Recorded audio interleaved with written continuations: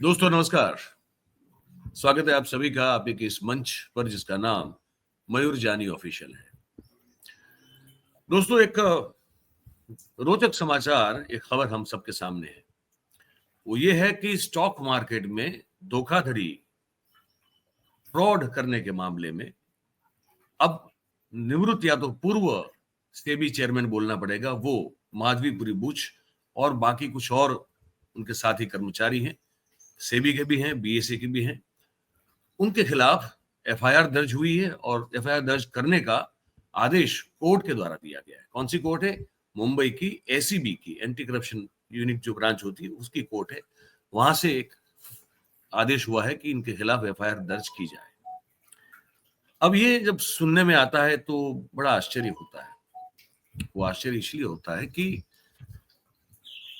अभी कुछ ही महीनों पहले हिंडनबर्ग की जो आखिरी रिपोर्ट आई, उस रिपोर्ट में माधवीपुरी बुच, उनके पति, दोनों के खिलाफ कुछ ऐसे साक्ष्य रखे गए, इसमें सीधी तरह से वो समझ में आ रहा था कि वो एक तो विनोद अदानी साहब, जो वो गौतम अदानी के बड़े भाई है, उनके साथ उनकी मिलीभगत का मामला था। कॉन्फ्लिक्ट ऑफ इंटरेस्ट वाला मामला बिल्कुल साफ उसमें दिखाई दे रहा था। चंदा कोचर जो कि आईसीआईसीआई की बैंक की मुखिया थी, उनके पति के खिलाफ भी जब ये बातचीत हुई थी दूत वीडियोकॉन वाले, तब एक्शन ली गई थी। तो ये तब तो कुछ हुआ नहीं। ज्वाइंट पार्लियामेंट्री कमेटी के द्वारा समन किए जाने के बाद भी माधवीपुरी बुच उतनी औकात रखती थी कि वो वहां प्रस्तुत नहीं हुई और उनका बाल भी बांका नहीं हुआ। अब वो रिटायर्ड हुई है और एक थाने में रहने वाले पत्रकार है सपन श्रीवास्तव के द्वारा एक याचिका दायर की गई थी एसीबी की कोर्ट में, स्पेशल जज एस.ई. बांगर के समक्ष। और उसमें उस याचिका का अध्ययन करने के बाद बांगर साहब ने आदेश दे दिया कि भाई ये प्राथमिक प्राइमा फेसी तो लगता है कि ये सब गुनहगार हैं, इनके खिलाफ एफआईआर दर्ज की जाए। ये क्या है? ये प्रयोग है, सहयोग है, या किसी तरह का विनियोग है? हमको समझ में नहीं आ रहा। हमने कहा कि हम डॉक्टर जयनारायण व्यास साहब को आज आमंत्रित करते हैं और उनसे ये सबक दे के जाने की कोशिश करते हैं। हालांकि डॉक्टर साहब को कहीं निकलना है, लेकिन हमारे निमंत्रण पर उन्होंने उनका मान रखा और आ गए हैं, तो ज्यादा वक्त बर्बाद नहीं करेंगे, उनको जोड़ लेते हैं और स्वागत कर लेते हैं। व्यास साहब, हमारी बहुत दिनों के बाद मुलाकात हो रही है। उसमें जी। उसमें मैं काफी हद तक मैं जिम्मेदार हूं, लेकिन माफ कीजिएगा। और आज इस मुद्दे पे कि ये प्रयोग है, संयोग है, किसी तरह का विनियोग है, ये है क्या? इतना बड़ा मामला खुला, जेपीसी लगी, समन किया गया, वहां गई भी नहीं, बाल भी बांका नहीं हुआ, और एक पत्रकार सपन श्रीवास्तव ने एक याचिका दायर कर दी है और कोर्ट ने आदेश दे दिया। एसीबी, और वो भी इतनी छोटी कोर्ट, एसीबी कोर्ट, मतलब कोई बड़ी कहाँ जेपीसी और कहाँ एसीबी कोर्ट सर। और वहां पे आदेश हो गया कि एफआईआर चार्ज करें। ये काबे ने जो अर्जुन लूट लिया था, वो वाला मामला है, समय का मामला है, प्रयोग है, सहयोग है, विनियोग है, किसी तरह का ये है क्या सर? ये आप बताएं दर्शकों को प्लीज। देखिए, मेरा दिमाग कोई चीज सीधी सोचने के लिए का आदी नहीं है। ये मामला जितना सरल दिखता है, मेरे ख्याल से उतना सरल नहीं है। एसीबी की कोर्ट में जाना, रिटायरमेंट के दिन ही ये डायरेक्टिव लेना, मैं लेना कहता हूं, और वो डायरेक्टिव के तहत एफआईआर फाइल होना, उसका मतलब ये हुआ कि और कोई प्रक्रिया अब इनको पूछ नहीं सकती। अगर पूछा गया तो कहेंगे कि पूरा मामला न्यायाधीन है, तो जब तक कोर्ट का रूलिंग ना आ जाए तब तक उन पे कुछ। तो एक तरह से एक छोटी सी कोर्ट ने इनको इम्यूनिटी दे दी है। जो काम वो उन्होंने खुददारी से किया। देखिए, मैं पहले इनके अध्यक्ष थे भावे, आईएएस अधिकारी थे महाराष्ट्र के। बहुत कैरेक्टर के लिए और अपनी ईमानदारी के लिए, स्ट्रेट फॉरवर्डनेस के लिए, कॉम्पिटेंस के लिए महाराष्ट्र सरकार के जो आईएएस अफसरान थे, उनमें से एक बहुत ऊंची इज्जत रखने वाले इंसान थे। हर्षद मेहता कांड के बाद का गठन हुआ, तब की सेबी, जिसने सुब्रतो सहारा को भी नहीं बख्शा, वो सेबी, और आज की सेबी जिसमें Madhabi Puri Buch she can refuse or rather manage not to answer the summon by presenting herself before the joint parliamentary committee. It is contempt of the parliament. It is a larger offense than this any other बिल्कुल offense under which the FIR बिल्कुल may be filed. सो अगर ये इंसान कितना बलवान बलवत्तर है इसका, और उसकी पॉलिटिकल पहुंच कितनी ज्यादा है, और मैं तो सीधा कहूंगा कि सरकार के साथ इनके सूत्र कितने स्ट्रांगली जुड़े हुए हैं, क्योंकि नहीं तो सरकार उनको चाहती तो पकड़ के ले आके अंदर कर देती by for contempt of the parliament, और जेपीसी के सामने जख मार के खड़ा होना पड़ता। वो नहीं बिल्कुल हुआ, सब वो कर सके क्योंकि सरकार का सहयोग था, और जी सरकार का सहयोग यूं इसीलिए था शायद कि इसमें अदानी का मसला इन्वॉल्व था। जी शायद सरकार नहीं चाहती थी कि एक देवकांत बरुआ करके कांग्रेस के प्रमुख थे, वो जी कहा करते थे कि Indira is India and India hmm is Indira. तो जी आज की सरकार India is Adani and Adani is India, जी ये सूत्र पे चलती है। तो जी अदानी के सामने कुछ भी आता है, चाहे वो बंबई में हो, किसी की के साथ ऐसा भी इसी संदिग्ध बातें आती है कि किसी बहुत बड़े बंबई के डॉन का वैसे पहनता था सफेद कपड़े, प्रजा का प्रतिनिधि था, मगर उसका भी मर्डर ये अदानी के साथ की कुछ दुश्मनी में हो गया। तो अच्छा ये चीजें हैं। तो अदानी से पंगा लेना क्या हो सकता है और जी क्या आपको नहीं हो सकता, इसका आदर्श उदाहरण आप देखिए तो माधवीपुरी बुच है। आप कुछ नहीं कर सकते इसको। हिंडनबर्ग का रिपोर्ट तो क्या, पार्लियामेंट की जेपीसी का समन भी उसे कुछ नहीं कर सकता। हिंडनबर्ग तो समझ खैर एक कंसल्टेंसी कमेटी थी, उसका फर्म थी, उसका कोई लोकस स्टैंडी था नहीं, उसमें भी संदिग्ध थे उनके रोल के बारे में, अभी बंद हो गई है। तो कोई हाँ लोग बंद कर कहते दिया हैं कि इसमें अमेरिका के शैडो प्रेसिडेंट जो है मस्क मस्क, इनका भी रोल था। मस्क को यहाँ कुछ करना था और अडानी इनको कहीं चुभ रहे थे। तो ये सब चीजें हैं। तो सही में रहस्य क्या है वो तो मयूर जी कभी पता नहीं चलेगा, मगर एक ही जी सेंटेंस में अगर कहना है तो कह सकते हैं कि आज की सरकार और माधवीपुरी बुच, वो दोनों को अलग करके आप नहीं देख सकते, और दोनों के बीच में सीमेंटिंग फोर्स अगर आपको चाहिए तो वो अदानी है। क्योंकि ये समझना बड़ा जरूरी था और आपने बहुत सही कहा कि ये एक तरह का प्रयोग भी हो सकता है, विनियोग भी हो सकता है, ये दोनों चीज निकल नहीं, सकती ये है, प्लान सदुपयोग नहीं है, करना। प्रयोग है, विनियोग प्रयोग नहीं है। अच्छा ताकि आपके ऊपर एफआईआर हो जाए, मामला सब जुडिस हो जाए, तो आप निश्चिंत, और छोटी कोर्ट का है तो हाई कोर्ट से स्टे मिलना तो मुश्किल नहीं होगा, समझे आप? तो बिल्कुल मैं आप वही स्टे तो लेके घूमते रहो फिर। तो मतलब अगर अगर कभी ये मतलब इतनी लंबी सोच है कि एक छोटे से मामले में इनको जो है कहीं ना कहीं जुडिशियल प्रोसेस में डाल दिया जाए If ताकि you कोई जो बड़ा मामला use है the same machinery and the spineless judiciary for defending yourself, आजकल सुप्रीम कोर्ट की इज्जत नहीं रही तो और कौन सी कोर्टों की इज्जत बची है? तो ये बड़ी बात, ये सर बड़ी बात है, वरना फिर मामला ये भी है बड़ी, देखिए ये अजीब सी बात है ये।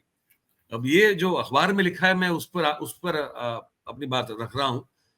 आपने हमारे गुजरात समाचार में लिखा है कि ये एक्चुअली ये जो एसीबी कोर्ट है उसने जिस केस में सेबी के पूर्व चेयरपर्सन माधवी बुच के खिलाफ केस रजिस्टर करने का आदेश दिया है, वो केस 1994 में 1994 में कैल्स रिफाइनरी के लिस्टिंग के टाइम का है। अब 1994 में तो ये कहां थी, मुझे मुझे ये समझ में नहीं आता। देखिए, ये सब बनावट और है। फिर और फिर कहा गया है कि जो याचिका दायर की गई उसमें कहा गया कि ये जो सेबी और बीएसई के जो पदाधिकारी जिनके नाम याचिका में है उन्होंने उस समय लिस्टिंग के समय मतलब उसके बाद फिर कुछ हेराफेरी की, जिससे शेयर मार्केट में कंपनी के शेयर के दामों को लेकर कुछ मैनूवरिंग किया और उसके चलते बहुत बड़ा नुकसान हुआ। अब जब ये लोग थे ही नहीं तो इनके नाम पे याचिका कैसे हो सकती है ये और कोर्ट कैसे ऑर्डर कर सकता है? ये पूरा नाटक है। इसके पीछे सूत्रधार कोई और है, एक्टर कोई और है, डायरेक्टर कोई और है।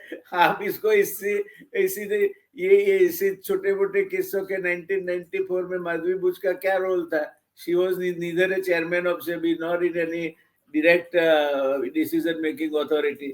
तो उसके सामने क्यों केस होना चाहिए? पर कर दिया, आप चलेगा सर। ये केस अब इसके सामने इसको चैलेंज किया जाएगा। हाँ, और फिर एक चेस होती है, लीगल चेस होती है, उसमें हाँ, भी बिल्कुल। खेलने वाले जो माहिर खिलाड़ी होते हैं, वो आदमी जी, के जीवन काल पर्यंत उसको जेल के बाहर रख सकते हैं। बिल्कुल, बिल्कुल, बिल्कुल, तो ये सोची बिल्कुल। समझी चाल है।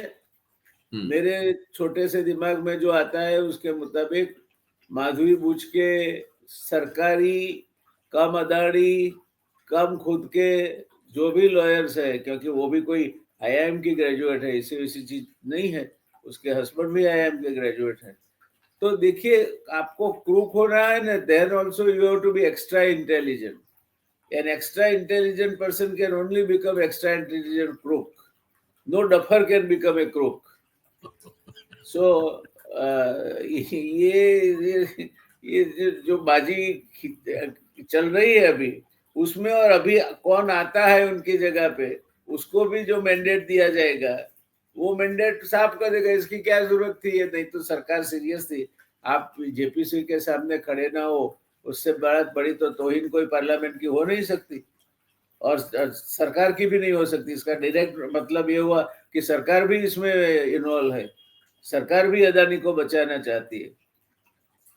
बात सही, वो तो दिखता है, वो तो दिख ही रहा है सर। वो तो साफ दिख रहा है, उसमें तो कोई क्योंकि सेबी का मैं वर्जन देख रहा हूँ जो लिखा है, तो सेबी और बीएससी का दोनों का जो मैं उनका प्रत्याघात या प्रतिशत जो कहे मैं देख रहा हूँ, तो वो कह रहे हैं कि इस केस में जिसने फरियाद की है, मतलब कि वो जो एक पत्रकार है ठाणे का, सपन श्रीवास्तव है ना, उस वही है याचिकाकर्ता। तो कहते हैं कि वो आदमी बहुत ही मतलब इस तरह की आदत से मजबूर है कि प्रसिद्धि पाने के लिए ओछी हरकतें करता है और गलत तरह की फरियाद करते रहने में ये आदमी निपुण है। ये सेबी और बीएससी कहते हैं, ठीक है। और इसके द्वारा ऐसी बहुत सारी अलग-अलग मामलों में याचिका की गई है, यही डिफेंस जिसको दर्ज किया जाएगा जब क्या? माधवीपुरी बुच जब बेल के लिए मूव करेगी, तो यही तो डिफेंस में काम आएगा कि he is a habitual. Fraudster और नो और मैं लाइक दैट। दूसरी एंगल से देखता हूँ, हमें जो कायदा सिखाया गया उसमें एक प्रिंसिपल आता था, मेंस रिया, यानी गुनाहित मनोवृत्ति। तो ये सपन को सपना कैसे आया? आज तक नहीं आया, अब माधवी बुच के रिटायर होने के समय ही क्यों आया?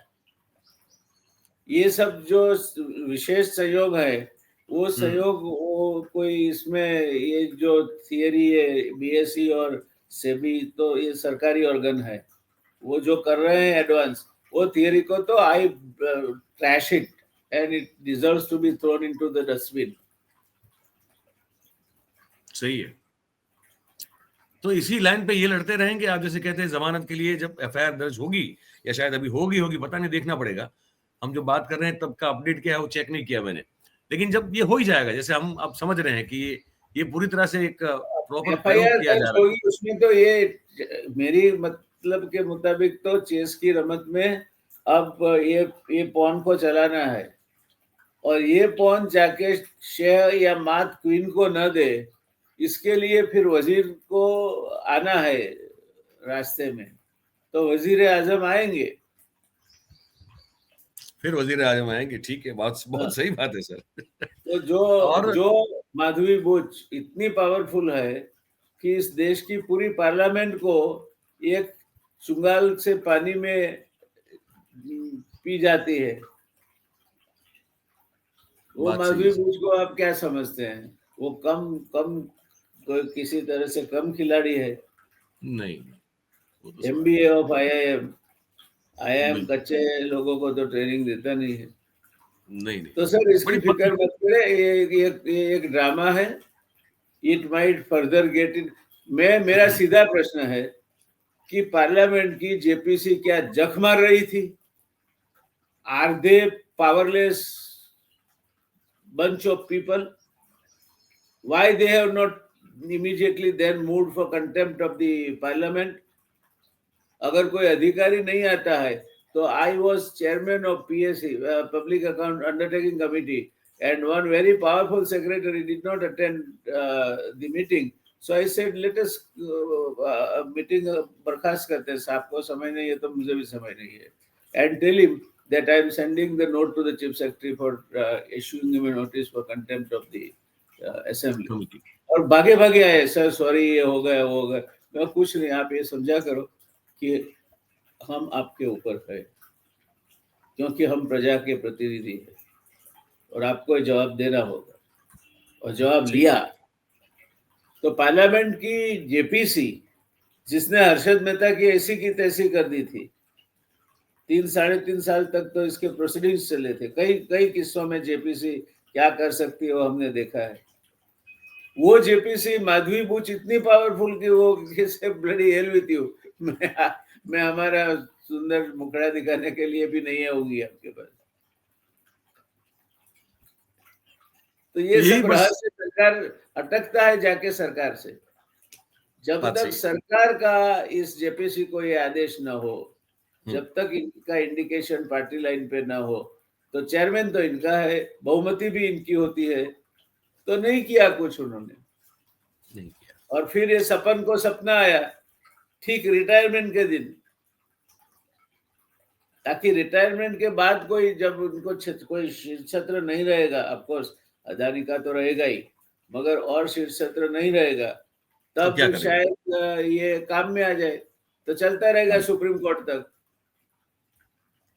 और हमारी कोर्टें इस तरह के केसेस में विद्वतापूर्ण, अब सुप्रीम कोर्ट का, आप चंद्रचूड़ का दाखला ले लीजिए, जिस तरह के जजमेंट उसने क्या, पहले होप क्रिएट किया और फिर लटका दिया कि हाँ बिल्कुल। ये गलत है इलेक्टोरल बॉन्ड्स, मगर फिर आगे की बात गप कर दी। चंद्रचूड़ के कई जजमेंट ऐसे which can be traced as moving for some decision and then all of a sudden disappearing in the oblivion.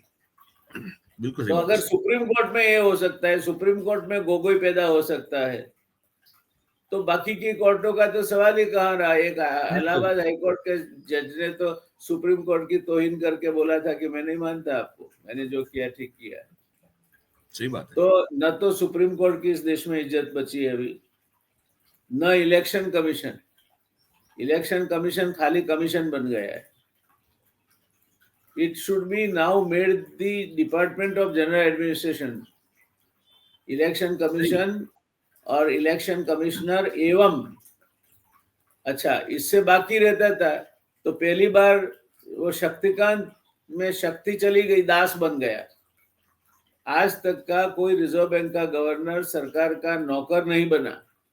Rangarajan साहब थे, मगर वो एडवाइजर थे, adviser to the prime minister, नौकरी नहीं थी। मगर ये शक्तिकांत में से शक्ति चली गई तो दास बन गया। 2 नंबर का सेक्रेटरी, वो भी 2 नंबर का प्रिंसिपल सेक्रेटरी, 1 नंबर के भी नहीं, 2 नंबर के प्रिंसिपल सेक्रेटरी।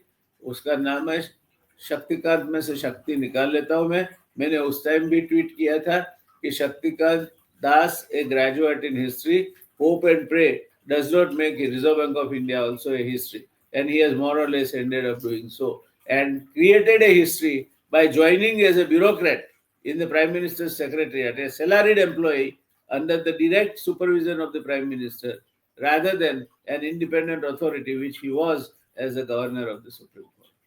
So ये दास बन गया, शक्ति गई, दास रहा।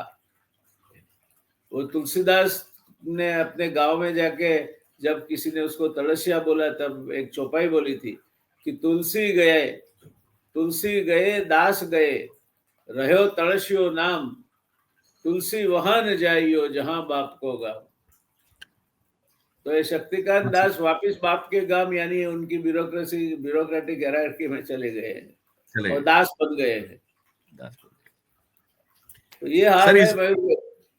ये इस बात को फिर यहाँ समाप्त करेंगे। बहुत आपने जो आकलन किया है, बिल्कुल मैं जिस दिशा में सोच रहा था, आप बिल्कुल आप भी वही सोच रहे हैं। ये बहुत बड़ा प्रयोग है और फिर टू से एक ग्रेट बार जो है ऑलवेज थिंक अलाइक।